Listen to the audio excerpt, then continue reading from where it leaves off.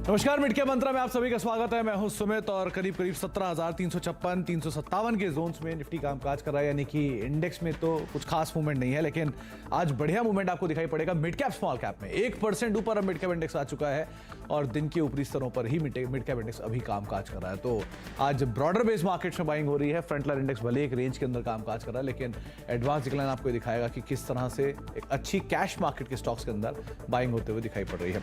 Nifty bank लगातार दूसरे दिन, जो कि आज उतनी अच्छी वीक तेजी तो नहीं है, लेकिन हाँ उतनी वीकनेस भी नहीं जितनी इंडेक्स में थी। तो मोरलेस फ्लैटिश टोन पर निफ्टी बैंक कामकाज कर रहा है, लेकिन एडवांस डिक्लाइन में जो आंकड़ा थोड़ी देर पहले 1500 के आसपास था, वो बढ़ के 1700 आ गया है और गिरने वाले शेयर करीब 1400-1500 के आसपास कामकाज कर रहा है। लेकिन एक अच्छी buying small cap mid cap में देखने को मिल रही है। आगे भी हम बातचीत करेंगे इन स्टॉक्स के ऊपर, कई सारे स्टॉक्स हैं, इन पर चर्चा करेंगे, ऑटो सेल्स के नंबर्स भी होंगे, लेकिन पहले देख लेते हैं हेडलाइंस। फाइनेंस निफ्टी एक्सपायरी के दिन बाजार में बेहद सीमित दायरे में कामकाज, सिर्फ 100 अंकों के दायरे में निफ्टी और 180 अंकों के दायरे में निफ्टी बैंक में कामकाज। लेकिन आज बाजार में मिड कैप का बोलबाला, इंडेक्स पौने 1% चढ़ा। फरवरी के बिक्री आंकड़ों से पहले ऑटो शेयरों में दिख रही है रफ्तार। निफ्टी ऑटो इंडेक्स करीब पौने 1% चढ़ा। आईटी और रियल्टी में भी खरीदारी, लेकिन मेटल शेयरों पर दिख रहा है दबाव।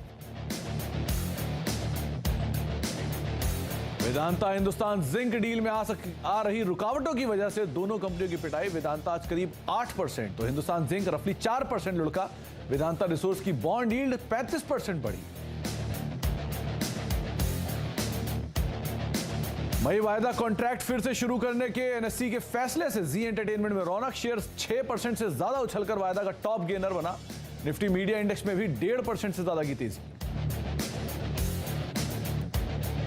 और तीसरी तिमाही में जीडीपी ग्रोथ की रफ्तार में थोड़ी सुस्ती संभव। पिछले साल के 5.5% के मुकाबले 4.7% रह सकती है ग्रोथ। सीएनबीसी आवाज पर शाम 5 बजे देखिए सबसे बड़ी कवरेज। तो मार्केट्स में आज फ्रंटलाइन इंडेक्स के अंदर तो बहुत ज्यादा कोई खास मोमेंटम नहीं है, एक सीमित दायरे के अंदर ही वहां कामकाज हो रहा है। लेकिन आज बढ़िया एक्शन आपको दिखाई पड़ेगा मिड कैप में, बढ़िया एक्शन आपको दिखाई पड़ेगा स्मॉल कैप इंडेक्स में। Mid cap index day high पर, small cap index day high पर कामकाज करता हुआ करीब 30,166 का हाई है और 30,140 के जोन्स पे मिड कैप है।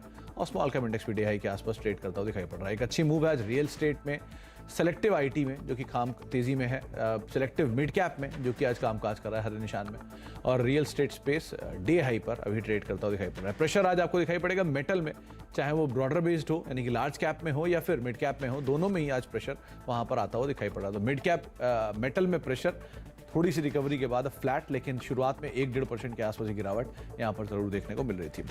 प्रकाश सर हमारे साथ मौजूद हैं, जिनसे हम बातचीत करेंगे मार्केट्स को लेकर, उनकी इंडिविजुअल कॉल से बातचीत करेंगे। प्रकाश सर नमस्कार, स्वागत है कार्यक्रम में। सबसे पहले तो इंडेक्स को लेकर राय, क्योंकि कल जिन जोन्स की आपने बात की थी 17,300, इंडेक्स ने उसे आज भी रिस्पेक्ट किया है, लेकिन बहुत कोई काम है नहीं, लैकलस्टर ट्रेड हो रहा है मार्केट में, क्या करना चाहिए? Good afternoon. बिल्कुल लैकलस्टर ट्रेड कर रहा है। 17,300 को तो रिस्पेक्ट किया, लेकिन 17,500 को भी रिजेक्ट किया है। तो ये एक साइडवेज जोन पर है। बैंक निफ्टी थोड़ा बेहतर नजर आता है। बैंक निफ्टी अपर रीजन रेंज पे ट्रेड कर रहा है, वहां पर भी थोड़ी साइडवेज है, लेकिन वो आज का है अगर 40,400 बैंक निफ्टी पार कर लेगा तो अच्छी तेजी आएगी। लेकिन लगता है अब तक तो स्ट्रक्चरली ठीक नजर आता है, या बिल्कुल ठीक नजर आता है, लेकिन ट्रेड नहीं बनता ना निफ्टी में और ना ही बैंक निफ्टी में। ना निफ्टी ना बैंक निफ्टी दोनों में ट्रेड एटलीस्ट आप ना करके चलें, आप अवॉइड कर सकते हैं, एटलीस्ट स्टॉक्स में जा सकते हैं।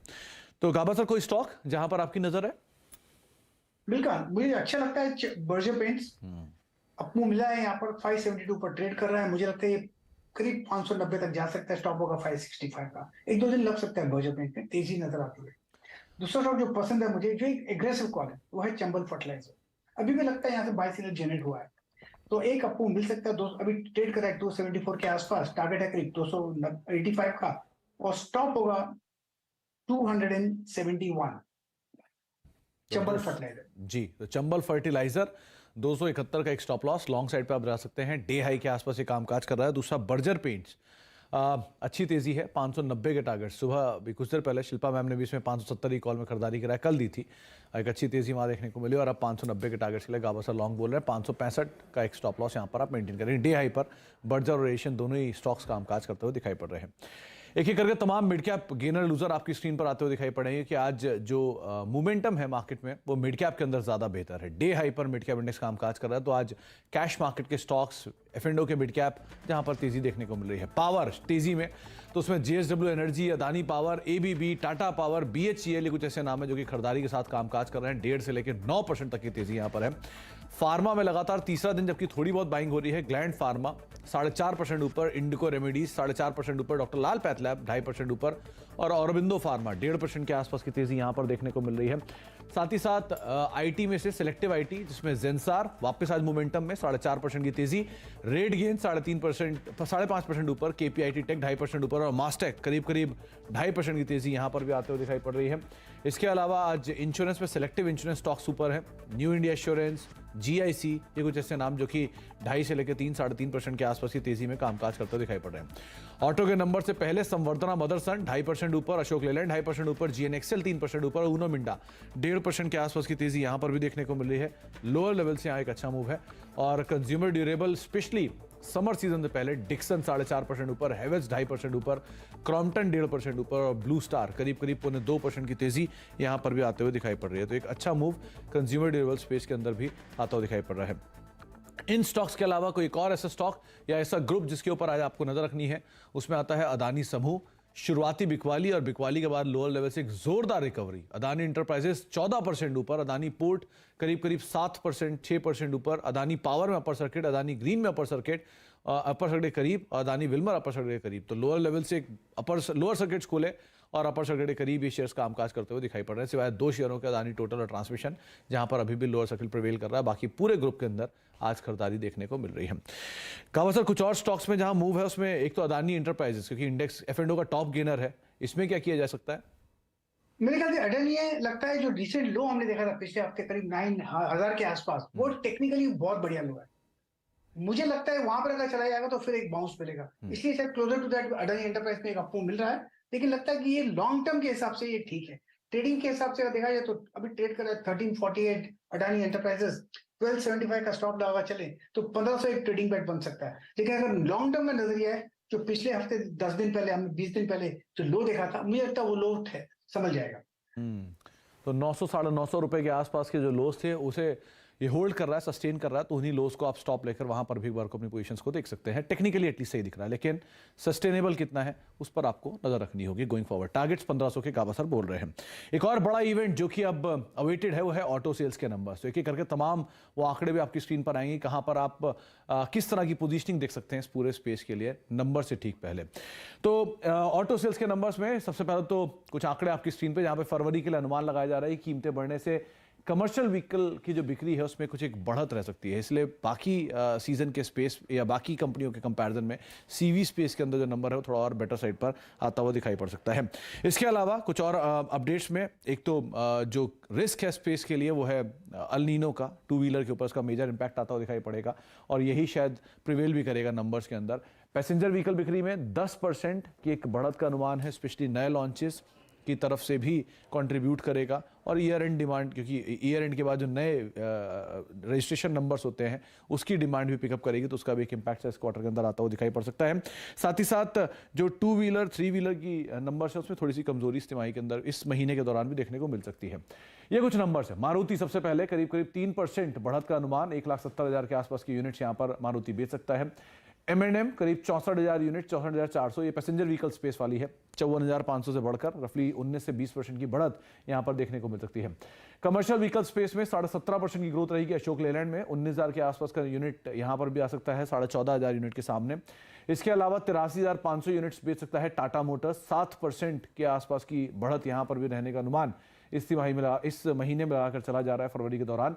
आयशर में करीब 23%। अबव ऑल कंज्यूमर जितनी भी सीवी स्पेस है उसमें सबसे बेटर परफॉर्मेंस आयशर की तरफ से आने का अनुमान बाजार लगा रहा है। 23% के आसपास की ग्रोथ, करीब 7200 यूनिट फरवरी के दौरान बेचे जा सकते हैं।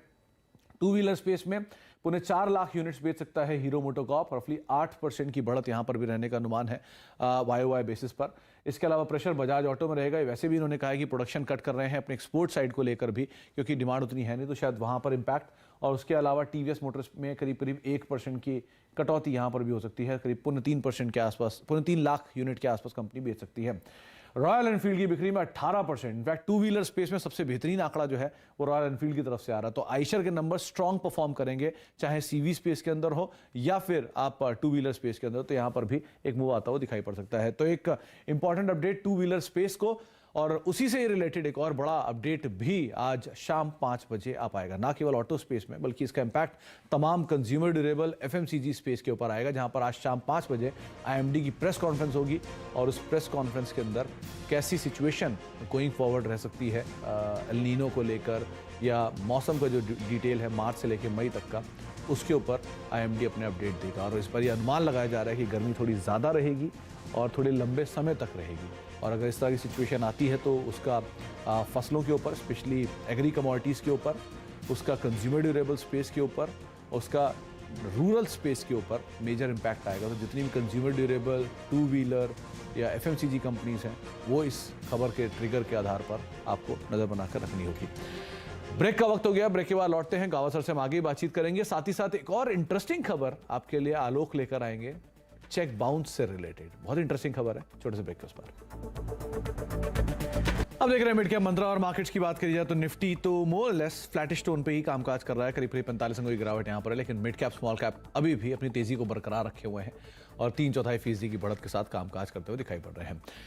लेकिन एक इंटरेस्टिंग खबर है, अगर आपका चेक बाउंस हुआ तो ना सिर्फ आपके ऊपर कानूनी कार्रवाई होगी बल्कि रकम की वसूली आपके दूसरे खातों से भी हो सकती है। सूत्रों के मुताबिक सरकार और आरबीआई ने इसकी पूरी तैयारी कर ली है। इस खबर पर और डिटेल से बातचीत कर लेते हैं, आलोक प्रियदर्शी हमारे साथ मौजूद भी हैं। आलोक, ये नया अपडेट आया कि अगर आपके एक अकाउंट से चेक बाउंस होने लगता है तो दूसरे अकाउंट से पैसे डेबिट हो जाएंगे, ऐसी स्थिति आ रही है क्या कुछ? बिल्कुल, देखिए जो चेक डिसऑनर और चेक बाउंसिंग के बढ़ते हुए केसेस हैं, उस पर नकेल कसने के लिए सरकार इस तरह के कदम उठाने की तैयारी कर रही है।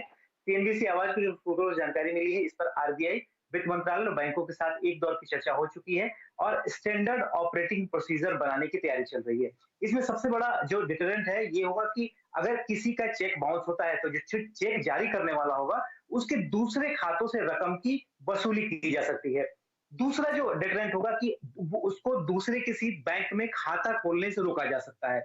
और तीसरा जो बड़ा डिटरेंट है वो होगा कि किसी ऐसे बैंक में जिसका चेक डिसऑनर हो गया है या बाउंस हो गया है, तो उसका सिबिल स्कोर खराब हो जाएगा, यानी कि क्रेडिट रेटिंग जो होती है वो उसका खराब हो जाएगा, ताकि उसको भविष्य में कोई दूसरी जगह से लोन भी नहीं मिल पाएगा। क्योंकि इस पूरे जो मामले हैं चेक डिसऑनर, चेक बाउंसिंग का मामले, इसको लोन डिफॉल्ट के तौर पर देखने की तैयारी चल रही है। तो जो भी लोन डिफॉल्ट से जुड़े हुए नियम होते हैं, कानून होते हैं, वो इन पर एप्लीकेबल हो सकते हैं। इसके अलावा जो नेगोशिएबल इंस्ट्रूमेंट एक्ट है उसमें बदलाव की भी तैयारी है, थोड़ी राहत भी दी सकती है। अभी जो 2 साल जेल भेजने का प्रावधान है चेक डिसऑनर होने के मामले में, उसको हटाया जा सकता है। सरकार चाहती है कि पूरे मामले के पूरे कानून को जो है डीक्रिमिनलाइज किया जाए, ताकि ईज ऑफ डूइंग बिजनेस को बढ़ावा दिया जा सके। तो इस तरह के कुछ बदलाव होंगे और कुछ सख्तियां भी लगाई जाएगी, ताकि जो चेक डिसऑनर और चेक बाउंसिंग के बढ़ते हुए मामले हैं उन पर रोक लगाई जा सके। इंटरेस्टिंग अपडेट है, देखना होगा कैसे गोइंग फॉरवर्ड ये बनता है। लेकिन अगर एक अकाउंट में पैसा नहीं तो शायद दूसरे अकाउंट्स के पैसा डेबिट होता हुआ दिखाई पड़ सकता है, इसका सिविल इम्पैक्ट भी आएगा। बहुत बहुत शुक्रिया आलोक हमारे साथ मौजूद रहने के लिए, इस खबर पर बातचीत करने के लिए। जाने से पहले आपकी स्क्रीन पर आएगा खिलाड़ी अपडेट। इस हफ्ते 3 खिलाड़ी हमारे साथ पार्टिसिपेट कर रहे हैं। इसमें एंजल उनके समीत चौहान हैं, मंत्री फिनमैट के अरुण कुमार मंत्री हैं और प्रूडेंट स्टॉक ब्रोकिंग के प्रदीप होचंदानी हैं। तीनों ही कॉल्स का अपडेट, जिसमें वरुण बेवरेजेस जो कि इसके प्रॉफिट्स को बुक कर लिया है अरुण ने, करीब 1400 रुपये के टारगेट्स थे, लेकिन प्रॉफिट्स को उन्होंने रास्ते में यानी 1312 रुपये के आसपास, DI के आसपास ही बुक कर लिया। सुंदरम फास्टर में 1092 रुपये के टारगेट्स के लिए उन्होंने कॉल को इनिशिएट किया है। 970 रुपये का स्टॉप लॉस यहाँ पर आप मेंटेन कर सकते हैं। ये एक फेरबदल अरुण के पोर्टफोलियो के अंदर होता हुआ दिखाई पड़ रहा है। 993 994 के जोन्स में है। ऑटो एंसिलरी में वैसे ही बाइंग है, ऑटो नंबर से ठीक पहले, तो उसी को कैश करने के लिए अरुण की तरफ से बाय इनिशिएट हुई है सुंदरम फास्टनर के अंदर। तीनों खिलाड़ियों का अपडेट और रिटर्न आपकी स्क्रीन पर आता हुआ दिखाई पड़ रहा है। सबसे पहले जो लीड कर रहे हैं वो है समीत, करीब 3.5% का पॉजिटिव रिटर्न। अरुण का रिटर्न 1.5% पॉजिटिव और प्रदीप का रिटर्न 1.5% नेगेटिव सो फार देखने को मिल रहा है। आज सेकंड डे है, देखते हैं गोइंग फॉरवर्ड कैसी सिचुएशन बनती है। फिलहाल अब मिड कैप मंत्रा को ही समेटेंगे, आगे नो योर कंपनी, और नो योर कंपनी में आज हमारे साथ बातचीत करेंगे रेलटेल के CMD संजय कुमार सर, जिनसे हम चर्चा करेंगे खास तौर से उनके एक्सपेंशन प्लान्स को लेकर और रेलवे के बड़े केपेक्स में कंपनी का किस तरह का पाया है, इन सब पे हम बातचीत करेंगे छोटे से ब्रेक के बाद। नमस्कार।